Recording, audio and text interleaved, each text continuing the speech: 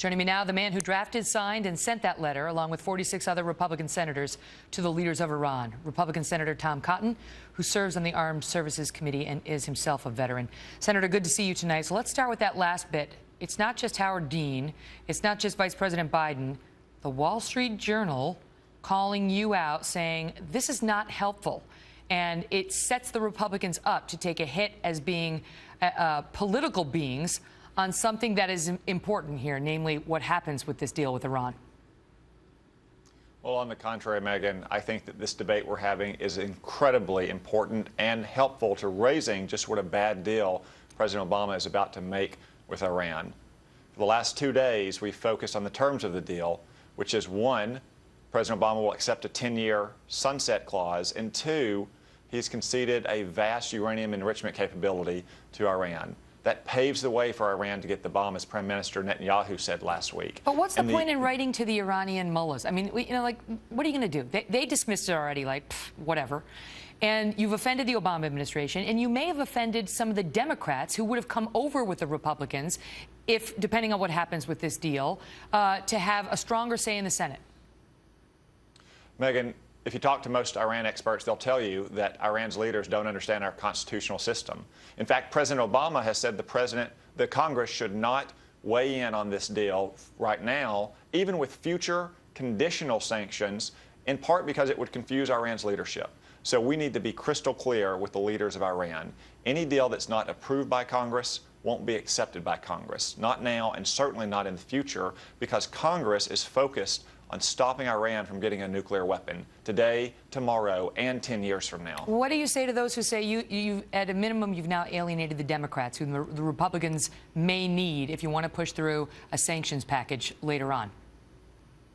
Megyn, this is not about partisan politics. It's about stopping Iran from getting a bomb. Right, but don't you need the Democrats if you want to do something contrary to what President Obama wants?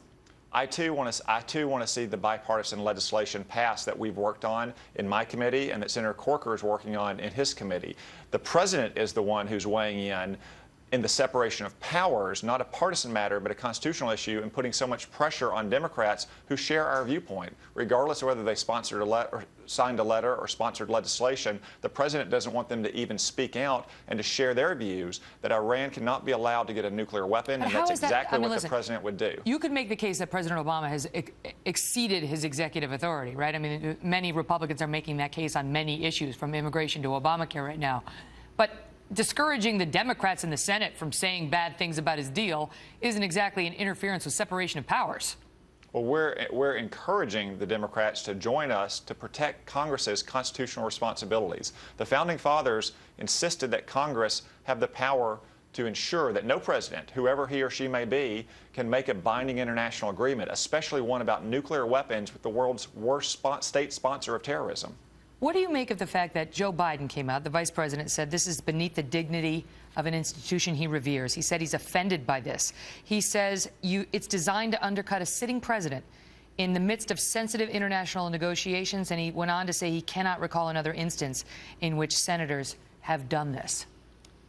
For 36 years, Joe Biden was a senator. He often weighed in very eloquently in defense of the Senate's prerogatives in protecting the United States from a bad deal. Now, I'm disappointed that Vice President Biden has changed his tune now that he's vice president, but his focus on the process just goes to show that he knows he can't defend a deal. But if he would like to defend a deal, I'd be happy to debate Vice President Biden one-on-one anytime at a place of his choosing, maybe right here on your show, Megyn. You're more than welcome to do that. I hope he takes the invitation, the vice president. Let me ask you about Representative Jared Polis of Colorado, who sent out a tweet today. It looks like it may have been deleted since, calling you, a man who served the country in uniform, Tehran Tom. Tehran Tom. Megyn, a few rhetorical bullets fired in a political debate don't really trouble me too much. What I'm focused on is Iran and stopping Iran from getting a weapon. And that's what 46 other senators are focused on. And that's what the Congress is trying to stop the president from doing, negotiating a bad deal that would let Iran get the nuclear bomb. You think they're going to write you back? Well, Javad Zarif, the foreign minister of Iran, responded, and in his response, his ignorance of the American Constitution demonstrated the need for the letter to begin with. Did it start like, Dear Tom, hi, Thanks for your letters. Great catching up. By the way, forget everything you said. I'm talking to President Obama. I got to go. Great to see you, Senator. Thanks for being here tonight. Thanks, Megyn.